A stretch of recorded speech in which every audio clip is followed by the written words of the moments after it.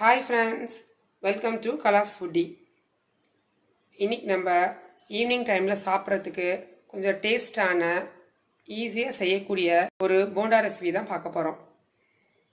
அதுக்கு ஃபஸ்ட்டு நம்ம ஒரு 1/2 இன்ச் இஞ்சி, பூண்டு 3 பல், 1 டீஸ்பூன் சோம்பு, ஒரு பச்சை மிளகாய் இதை மிக்சியில் அரைச்சி எடுத்துக்குவோம். தண்ணி ஊற்றாமல் ஒரு மிக்சிங் பவுல் எடுத்துக்குவோம். அதில் 3/4 கப் கடலை மாவு, இது ஒரு 300 கிராம் இருக்குது.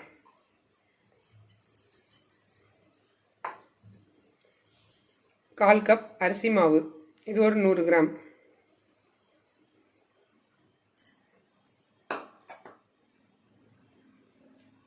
இதுக்கு தேவையான அளவு சால்ட்,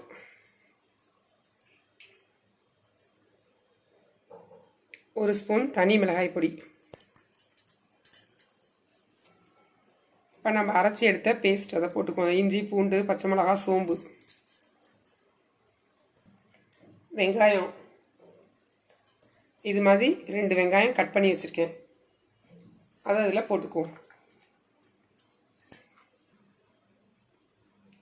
கருவேப்பிலை 2 கொத்து கட் பண்ணி வச்சுருக்கேன்.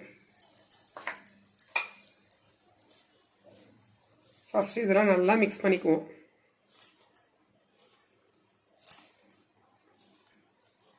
பேக்கிங் சோடா 1/4 டீஸ்பூன்,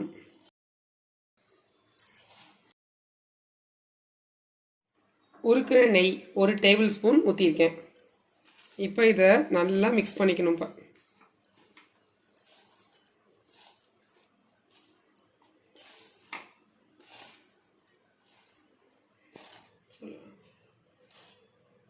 நல்ல மாவு, நெய் போட்ட பொருள் எல்லாம் நல்லா மிக்ஸ் ஆயிடுச்சு.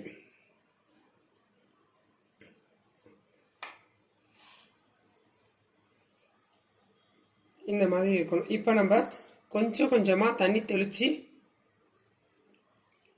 பிசைஞ்சிக்குவோம். ஊற்றி பிசையக்கூடாது, கொஞ்சம் கொஞ்சமாக தொளிச்சு பிசைஞ்சிக்கலாம்.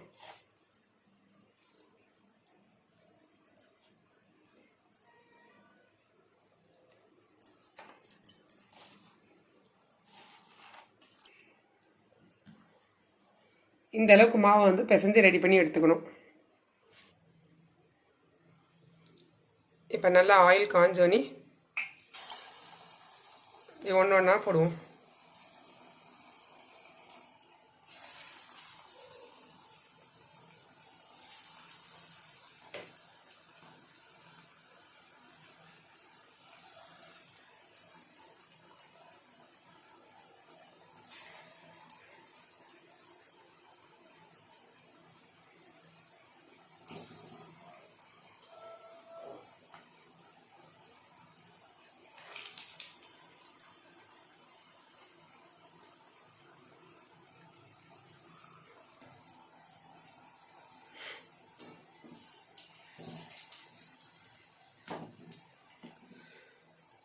மீடியம் ஃப்ளேமில் வச்சு இந்த மாதிரி நல்லா கோல்டன் ப்ரௌனாக ஆகிற வரைக்கும் இதை ஃப்ரை பண்ணி எடுத்துக்குவோம்.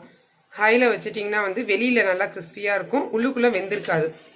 இந்த மாதிரி செஞ்சிங்கன்னா உள்ளே நல்லா சாஃப்டாக இருக்கும், வெளியில் நல்லா கிறிஸ்பியாக இருக்கும். இப்போ ரெடி ஆகிடுச்சு. இப்போ எடுத்துருவோம் நம்ம.